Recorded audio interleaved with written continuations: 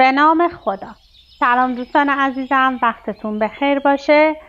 پادکست صدای سکوت امروز رو با جلد دوم برگزیده تفسیر المیزان نوشته سید محمد حسین طباطبایی شروع میکنیم. من در از جلد اولش سوره حمد رو برای شما خوندم، البته کامل نشد و در این وایس میخوام که سوره توحید رو برای شما بخونم. اگر فرصت پیدا شد بقیه 4 قر رو هم برای شما تفسیرش رو خواهم خوند. لطفاً با من همراه باشید. بسم الله الرحمن الرحیم. قل هو الله احد الله الصمد لم یلد ولم یولد ولم یکن له کفوا احد. به نام خداوند بخشاینده بخشایشگر. بگو خداوند یکتا و یگانه است. خداوندی است که همه نیازمندان قصد او کنند، بی نیاز مطلق است. هرگز نزاد و زاده نشد و برای او هیچگاه شبیه و مانندی نبوده است. اخلاص تمام.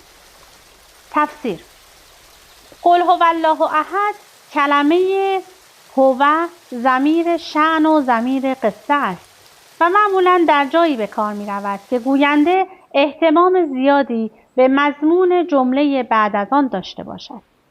و اما کلمه الله مورد اختلاف واقع شده.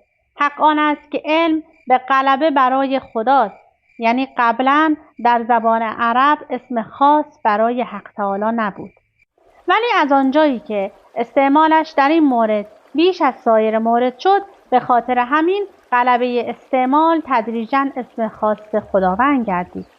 همچنان که اهل هر زبانی دیگر برای خدای سبحان نام خاصی دارند و کلمه احد صفتی است که از ماده وحدت گرفته شده، همچنان که کلمه واحد نیز وصفی از این ماده است. چیزی که هست بین احد و احد فرق است. کلمه احد در مورد چیزی و کسی به کار می رود که قابل کثرت و تعدد نباشد، نه در خارج و نه در ذهن، اصولاً داخل اعداد نشود، به خلاف کلمه واحد که هر واحدی یکسانی و ثالثی دارد، یا در خارج و یا در توهم و یا به فرض عقل که با انضمام به ثانی و ثالث و رابع کثیر می شود. و اما احد اگر هم برایش دومی فرض شود باز خود همان است، چیزی بر او اضافه نشده. می بینیم این کلمه احد در هیچ کلام ایجابی به جز درباره خداوند استعمال نمی شود و هیچ وقت گفته نمی شود جاءنی احد من القوم، احدی از قوم نزد من آمد، بلکه هر جا که استعمال شده کلامی است منفی. تنها در مورد خداوند است که در کلام ایجابی استعمال می شود. یکی از بیانات لطیفه مولا امیرالمؤمنین علیه السلام در همین باب است که در خطبه‌اش درباره توحید خداوند عزوجل ایراد فرموده.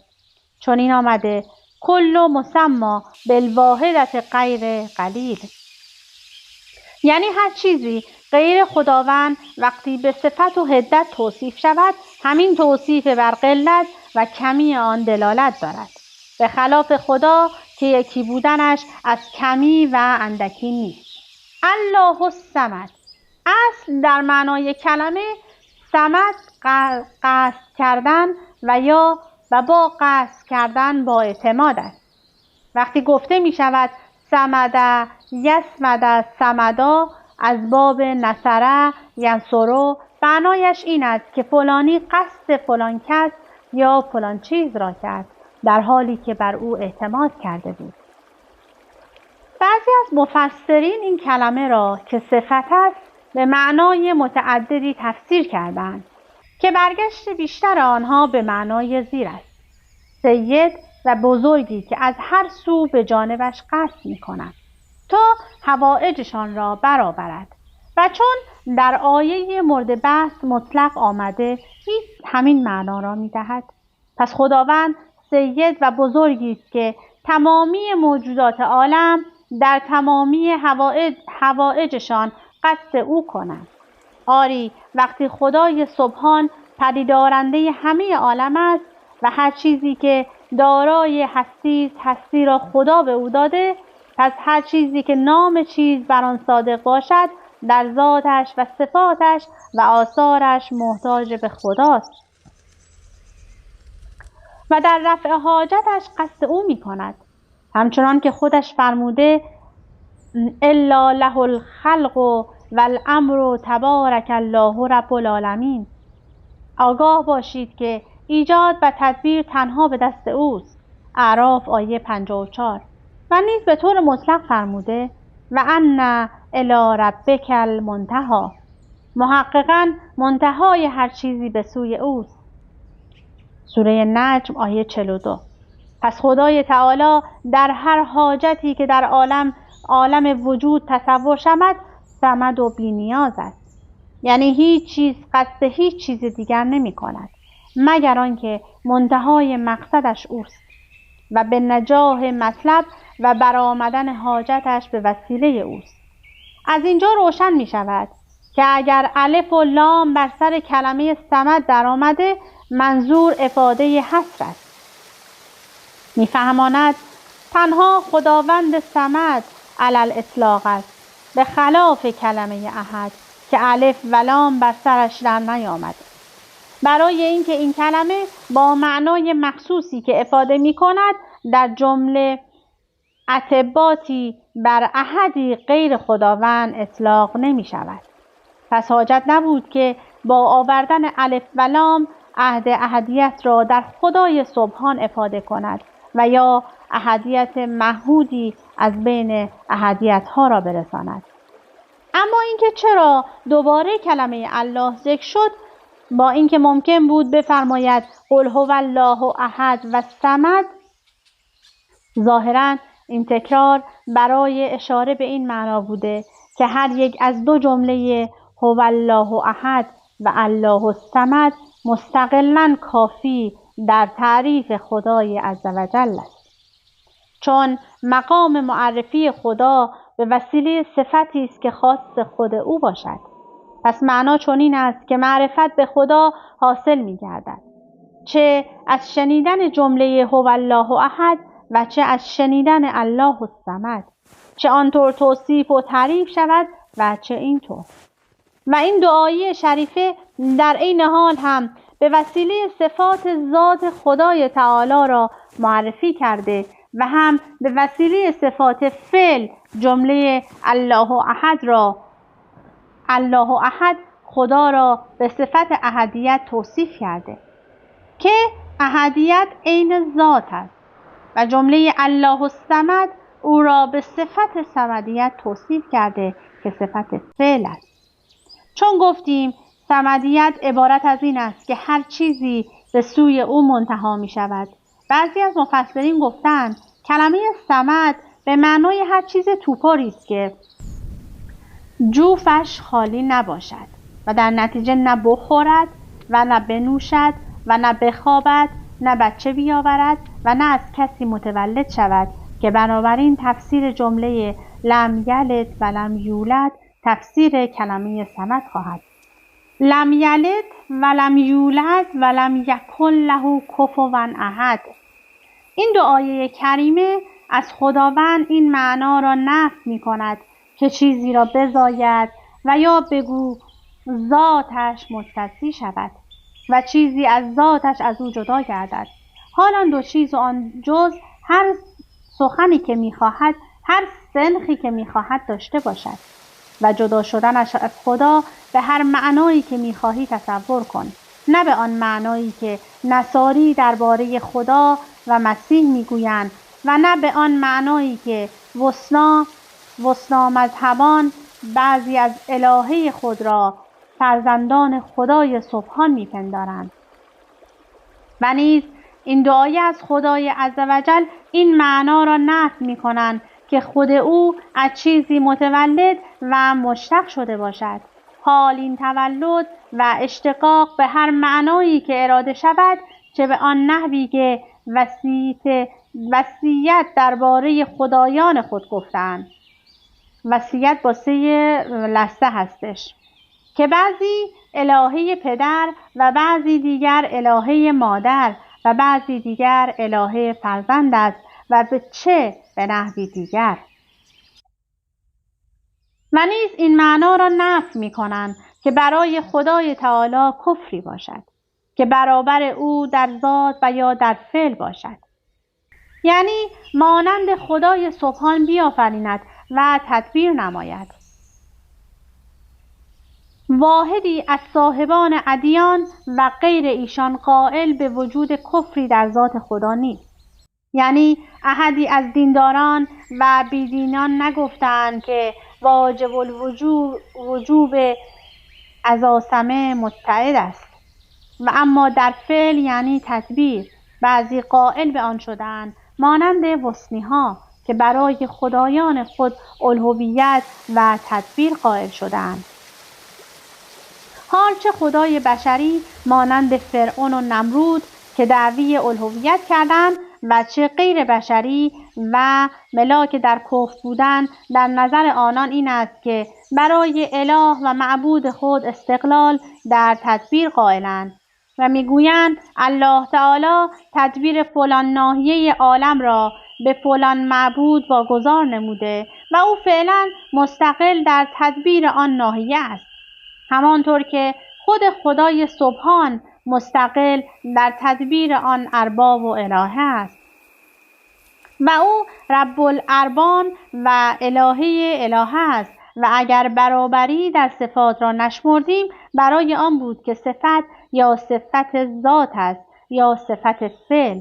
صفت ذات که عین ذات است و صفت فعل هم از فعل انتزاع می شود و این معنای از کفر بودن در غیر الهه مشرکین نیز تصور دارد، نظیر استقلالی که بعضی برای موجودی از موجودات ممکن بپندارند. این نیز مصداقی است برای کفر بودن، چون برگشت این فرض نیز به این است که انسان پندارد مثلا فلان گیاه خود مستقلاً بیماری ما را شفا می‌دهد و در بهبودی از بیماریمان احتیاجی به خداوند نداریم، با اینکه گیاه نام برده از هر جهتی محتاج به خداوند است و آیه مورد بحث این را نیز نفی می‌کند. و صفات سگانه‌ای که در این سوره از خدا نفی شده، یعنی متولد شدن چیزی از خدا و تولد خدا از چیز دیگر و داشتن کفر، هرچند ممکن است نفی آنها را متفرق بر صفت احدیت خدای سبحان کرد و به وجهی گفت فرض احدیت خدا کافی است در اینکه او هیچ یک از این صفت را نداشته باشد، ولکن این معنا زودتر به نظر می رسد که متفرع بر فرض صمدیت خدا باشد. اما اینکه این متولد نشدن چیزی از خدا فرع صمدیت اوست، بیانش این است که ولادت خود نوعی تجزیه و قسمت پذیری است به هر معنایی که تفسیر شود، بدون ترکیب تصور ندارد. کسی که میزاید و چیزی از او جدا می شود باید خودش دارای اجزایی باشد و چیزی که جزء دارد محتاج به جزء خویش است. چون بدیهی است موجود مرکب از چند چیز وقتی آن موجود است که آن چند جزء را داشته باشد و خدای سبحان صمد است، یعنی هر محتاجی در حاجتش به او منتهی می گردد و چون این کسی احتیاج در او تصور ندارد و اما اینکه زاییده نشدنش از چیزی فرع صمدیت اوست. بیانش این است که تولد چیزی از چیز دیگر فرض ندارد مگر با احتیاج متولد به موجودی که از او متولد شود و خدای تعالی صمد است و کسی که صمد باشد احتیاج در او تصور ندارد. اما اینکه کفر نداشتن او متفرع بر صمدیت اوست، بیانش این است که کفر چه اینکه کفر در ذات خداوند فرض شود و چه کفر در فعل او وقتی تصور دارد که کفر فرضی در عملی که در آن عمل کفر شده مستقل در ذات خود و بی نیاز از خدای سبحان باشد. و گفتیم که خداوند صمد است و صمد به طور مطلق هم هست، یعنی همان کفر فرضی در آن عمل که کفر فرض شده محتاج اوست و بی نیاز از اون نیست، پس کفر هم نیست. پس روشن شد که نه در دو آیه متفرع و جدا بر صمدیت خدای تعالی است و مال نتیجه صمدیت خدا فروعات آن به اثبات یگانگی خدا در ذات و صفات و افعال اوست، به این معنا که خداوند در ذاتش واحد است، چیزی شبیه اون نیست، نه در ذاتش نه در صفات و افعالش. پس ذات خدا به ذات خود او و برای ذات خود اوست، بدون اینکه مستند به غیر خودش باشد و بدون اینکه محتاج به غیر باشد، به خلاف غیر خدای تعالی که در ذات و صفات و افعال خود محتاج خداوند تبارک و تعالی است و اوست که به مقتضا و لیاقت ساحت کبریاییش و عظمتش موجودی را با صفات و افعال معین خلق می کند.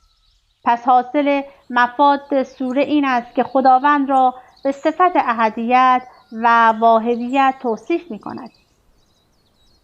کلمه کفوا نکره در سیاق نفی است و عمومیت را می رساند و می فهماند از هر مصداق که برای این کلمه تصور شود هیچ مصداقی برای خدا نیست و خدا هیچ قسم از اقسام و مصادق کفر را ندارد، نه تنها مصداق زوجیت را. یک بحث روایتی.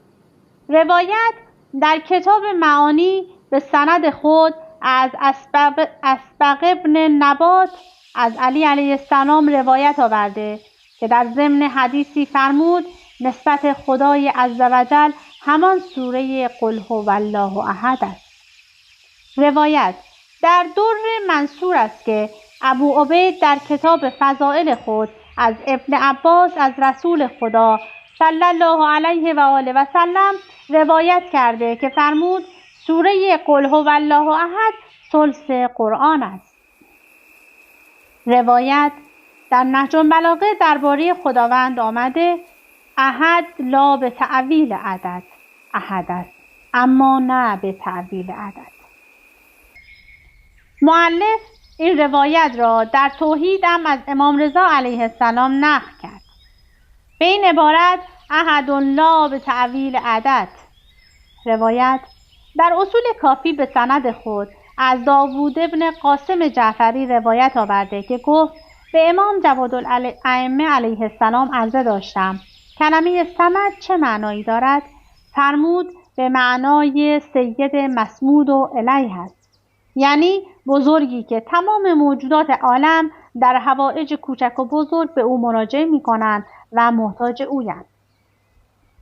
در تفسیر کلمه صمد معانی دیگری از ائمه علیه السلام روایت شده، از جمله آنها از امام سجاد علیه السلام نقل شده که فرمود صمد کسی است که هرگاه بخواهد چیزی را ایجاد کند تنها بگوید بباش آن چیز موجود شود.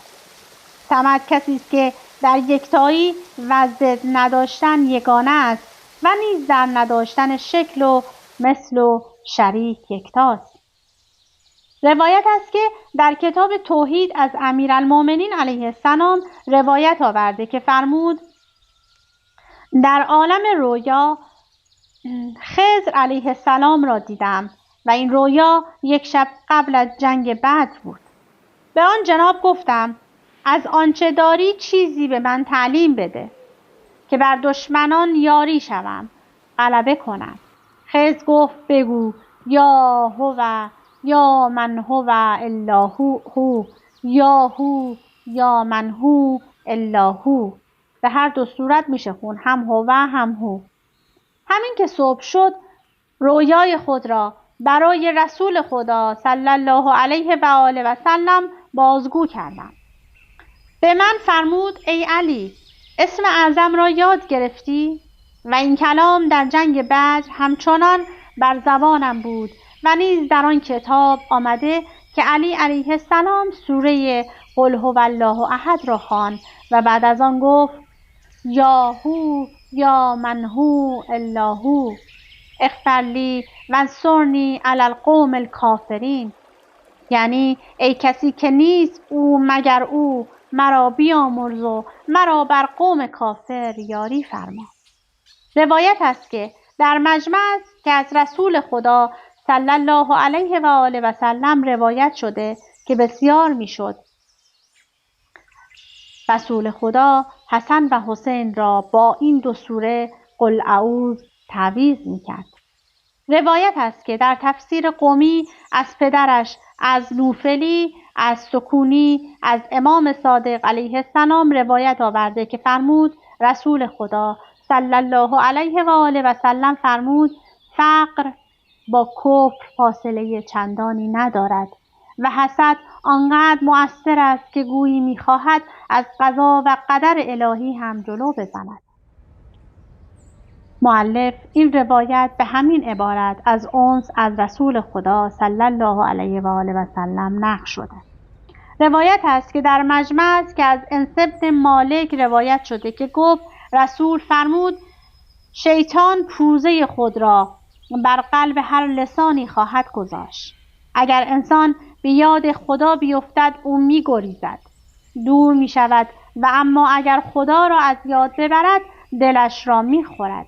این است معنای وسواس خناس. روایت است که در مجمع آمده که عیاشی به سند خود از آبان ابن تغلب از امام صادق علیه السلام روایت کرده که فرمود رسول خدا صلی الله علیه و آله و سلم فرمود هیچ مؤمنی نیست مگر آنکه برای قلبش در سینه‌اش دو گوش هست. از یک گوش فرشته بر او می‌خواند و می‌دمد و از گوش دیگرش وسواس خناس بر او می‌خواند. خدا و سبحان به وسیله فرشته او را تایید می‌کند و این همان است که فرمود و ایدهم بروح من، یعنی ایشان را به روحی از ناحیه خود تایید می‌کند. روایت است که مجمع می‌گوید بعضی‌ها گفتند فلق چاهی در جهنم است که اهل جهنم از شدت حرارت آن به دنبال پناهگاهی می‌گردند. ناقل این حدیث سدی است. ابو حمزه صومالی و علی ابن ابراهیم هم آن را در تفسیر خود آوردند. روایت است که در مجمع آمده بعضی‌ها گفتند فلق چاهی در جهنم است که اهل از شدت حرارت آن به دنبال پناهگاهی می‌گردد. ناقل این حدیث سدی است. ابو حمزه صومالی و علی ابن ابراهیم آن را در تفسیر خود آورده است. اما سوره بعدی بسم الله الرحمن الرحیم قل اعوذ برب الفلق من شر ما خلق و من شر غاسق اذا وقب و من شر النفاثات فی العقد و من شر حاسد اذا حسد. به نام خداوند بخشنده بخشایشگر. بگو پناه میبرم به پروردگارم سفیده صبح، از شر تمام آنچه آفرید و از شر هر موجود شرور هنگامی که شبانه وارد می شود و از شر آنها که با افسون در گره ها می دمند و هر تصمیمی را سست می کنند و از شر هر حسودی هنگامی که حسد می ورزد. تفسیر قل اعوذ برب الفلق. مصدر اوز یا اوز که کلمه اعوذ متکلم وحده از مضارع آن است، به معنای حفظ کردن خیش و پرهیزیدن از شر، از راه پناه بردن به کسی که میتواند آن شر را دفع کند. و کلمه فلق به فتحه اول و سکون دوم به معنای شکافتن و جدا کردن است و این کلمه در صورتی که با دو فتحه باشد صفت مشبهه‌ای به معنای مفعول خواهد بود، نظیر قصص به دو فتحه، چون قصص به کسره اول و فتحه دوم جمع قصه است که به معنای مخصوص یعنی سراییده شده و یا بگو نقش شده است و غالباً این کلمه بر هنگام صبح اطلاق می شود و فلق یعنی آن لحظه‌ای که نور گریبان ظلمت را می شکافد و سر برمی آورد و بنابراین معنای آیه چنین می شود: بگو من پناه میبرم به پروردگار صبح، پروردگاری که آن را فلق می کند، می شکافد و مناسبت این تعبیر با مسئله پناه بردن از شر که خود ساتر و پوشاننده خیر و مانع آن است بر کسی پوشیده نیست. ولی بعضی از مفسرین گفتند مراد به کلمه فلق هر چیزی است که از کتم عدم به وسیله خلقت سر برآورد، برای اینکه خلقت و ایجاد در حقیقت شکافتن عدم و بیرون آوردن موجود به عالم وجود است. در نتیجه رب فلق مساوی با رب مخلوق است. بعضی دیگر گفتند کلمه فلق نام چاهی است در جهنم. مؤید این قول بعضی روایاتی است که در تفسیر این سوره وارد شده است. من شر ما خلق، یعنی از شر هر مخلوقی، چه انسان و چه جن و چه حیوانات و چه هر مخلوق دیگری که شری همراه خود دارد. پس از عبارت ما خلق نباید توهم کرد که تمامی مخلوقات شرند و یا شری با خود دارند، زیرا مطلق آمدن این عبارت دلیل بر استقرار و کلیت نیست. و من شر غاسق اذا وقب در صحاحه میگوید کلمه قسق به معنای اولین مرحله از ظلمت شب است. وقتی گفته می شود قد قسق اللیل، یعنی تاریکی شب فرا رسید و قاسق شب آن ساعتی است که شفق سمت مغرب ناپدید شود. این بود گفتار صاحب صحاح و کلمه وقوب که مصدر فعل ماضی وقب است به معنای داخل شدن است. در نتیجه معنای آیه این می شود از شر شب وقتی با ظلمتش داخل می شود. و اگر در آیه شریفه شر را به شب نسبت داده به خاطر این بوده که شب با تاریکی‌اش شریر را در رساندن شر کمک می کند و به همین جهت می بینیم شروری که در شب واقع می شود بیشتر از شرور واقع در روز است. علاوه بر این که انسان که مورد حمله شرور است در شب ناتوانتر از روز است. ولی بعضی گفتند مراد به کلمه قاسق خصوص شب نیست، بلکه هر شری است که به آدمی هجوم بیاورد، هر چه می‌خواهد باشد. و من شر النفاسات فی العقد، یعنی از شر زنان جادوگر ساحر که در عقیده ها و گره ها علیه مسحور می‌دمند و به این وسیله مسحور را جادو می‌کنند. و اگر از میان جادوگران خصوص زنان را نام برده برای این بوده که سحر و جادوگران در بین زنان بیشتر است تا مردان. و از این آیه استفاده می شود که قرآن کریم تأثیر سحر را فی الجمله تصدیق دارد و نظیر این آیه در تصدیق سحر آیه زیر است که در داستان هاروت و ماروت می فرماید به بابل هاروت و ماروت و ما یعلمان من احد حتی یقولا انما نحن فتنة فلا تکفر و یتعلمون منهما ما یفرقون به بین المرء و زوجه و ما هم بضارین به من احد الا باذن الله.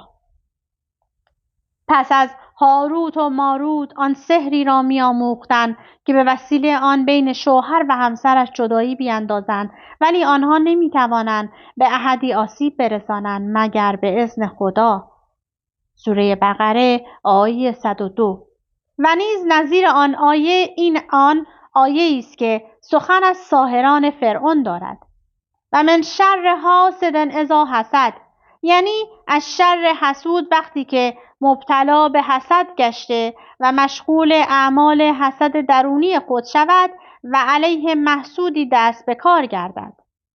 بعضی از مفسرین گفتند این آیه شامل چشم زدن اشخاص شورچش نیز می شود، چون چشم زدن هم ناشی از نوعی حسد درونی می گردد.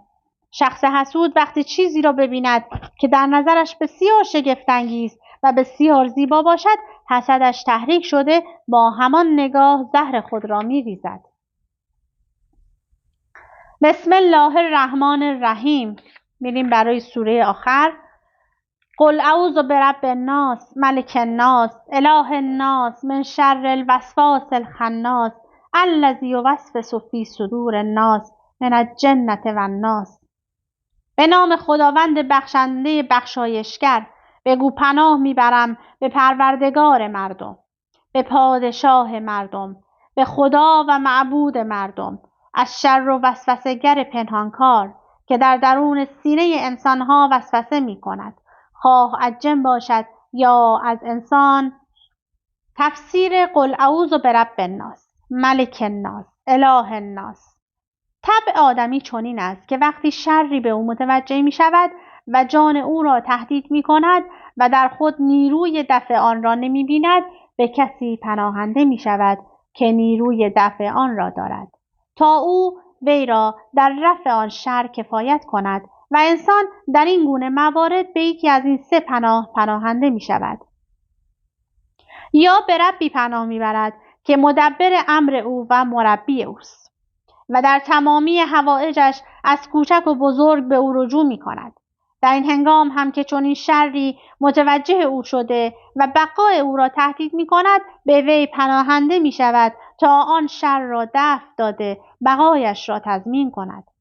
و از میان آن سه پناهگاه این یکی سببی است فی نفسه تام در سببیت. دومین پناه کسی است که دارای سلطنت و قوتی کافی باشد و حکمی نافذ داشته باشد، به طوری که هر کسی از هر شری بدو پناهنده شود و او بتواند با اعمال قدرت و سلطنتش آن را دفع کند، نظیر پادشاهان و امثال ایشان. این سبب هم سببی است مستقل و تام در سببیت.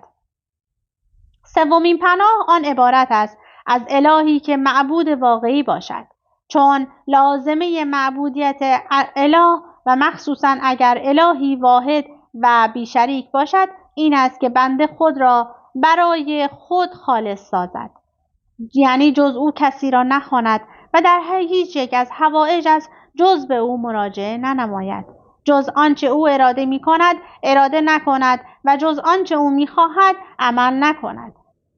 و خدای سبحان رب مردم و ملک آنان و آله ایشان است، همچنان که در کلام خیش این سه صفت خود را جمع کرده فرموده: الله ربکم له الملک لا اله الا هو فانا تصرفون. پروردگار شما این است که حکومت عالم هستی از آن اوست، هیچ معبودی جز او نیست، پس چگونه از راه حق منحرف می شوید؟ سوره زمر آیه 6. و در آیه زیر به علت ربوبیت و الوهیت خود اشاره نموده می‌فرماید: رب المشرق و المغرب لا اله الا هو فاتخذه وکیلا.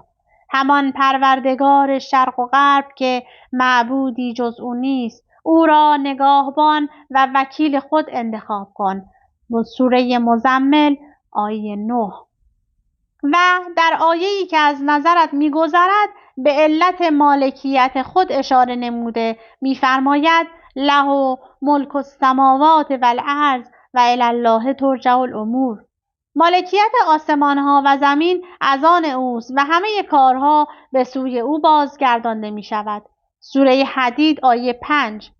پس اگر قرار است آدمی در هنگام هجوم خطرهایی که او را تهدید می‌کند به ربی پناهنده شود، خداوند سبحان تنها رب آدمی است و به جز او ربی نیست.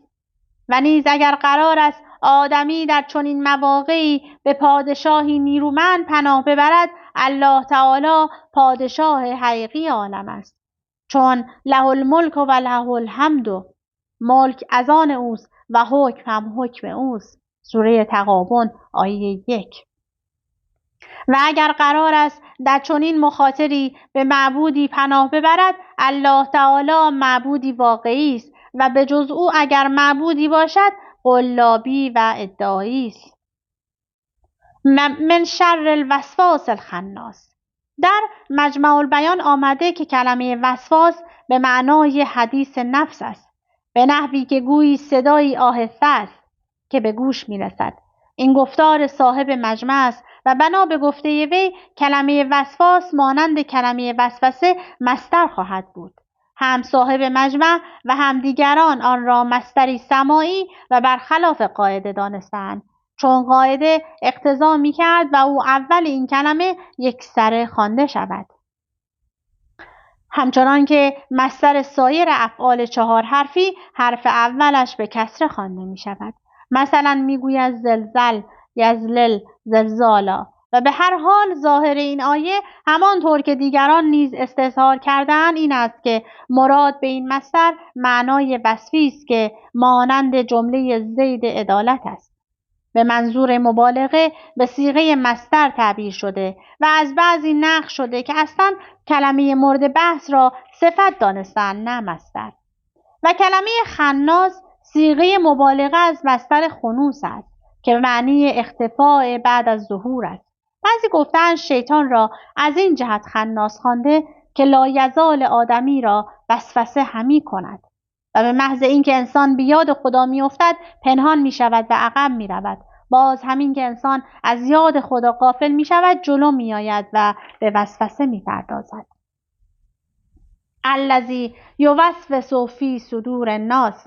این جمله کلمه وسواس خناس را توصیف می کند و مراد به صدور الناس محل وسوسه شیطان است، چون شعور و ادراک آدمی به حسب استعمال شایع به قلب آدمی نیست. به قلب آدمی نسبت داده می شود که در قفسه سینه قرار دارد و در قرآن هم در این باب فرموده ولکن تعمی القلوب التي فی صدور، ولی دلهایی که در سینه ها است کور می شود. سوره حج آیه 46.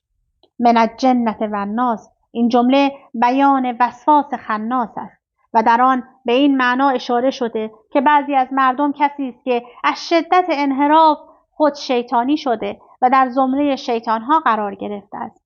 همچنان که قرآن در جای دیگر نیز فرموده و کذالک جعلنا لکل نبی عدوا شیاطین الانس و جن، یعنی این چنین در برابر هر پیامبری دشمنی از شیاطین انس و جن قرار دادیم.